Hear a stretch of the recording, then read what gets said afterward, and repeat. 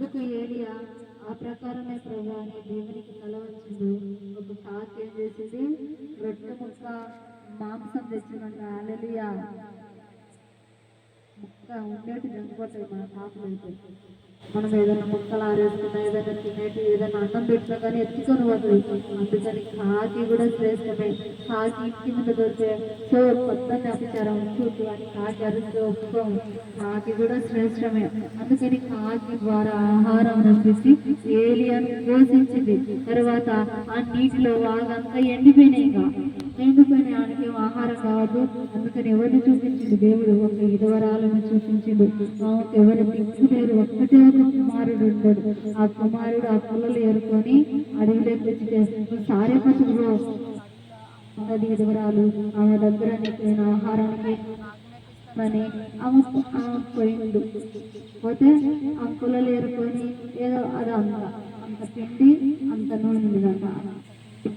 అంత నూనె ఉంటే ఆ పిండి ఆ నూనె తీసుకొని ఆ పొలలు ఏరుకొని ఏదో అది అంత అప్పం చేసుకొని నా కొడుకు నేను తిని చనిపోదామని సమయంలో ఏరియా వచ్చేమన్నాడు, సారిగా నాకు నీళ్ళు అమ్మంటే ఇచ్చిండు.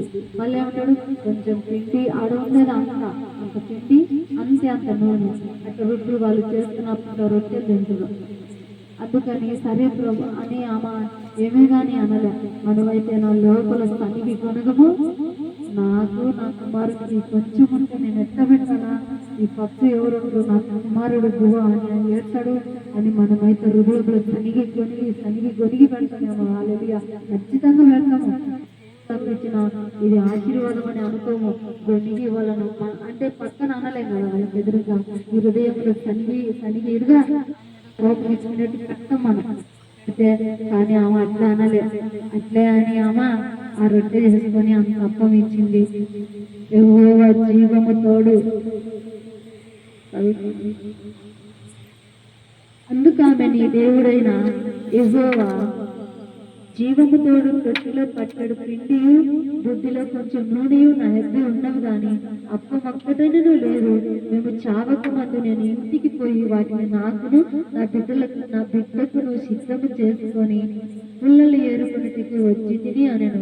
అప్పుడు ఏలియా ఆమెతో ఇట్లా భయపడద్దు అంటాడు. హల్లెలూయా. ఏమన్నాడు ఆయన? భయపడద్దు అంటాడు. అంటే ఎంత ధైర్యం ఇచ్చిన చూడిపోయి చెప్పినట్లు చేయము. అయితే అందులో నాకు ఒక చిన్న అప్పము మొదట చేసి నా ఎద్దకు తీసుకునిరా, తర్వాత నీకును నీ బిడ్డకును అప్పములు చేసుకో అంటాడు. ఆయన భయపడద్దు అని దేవుని నామమును బట్టి సెలవిచ్చిండు.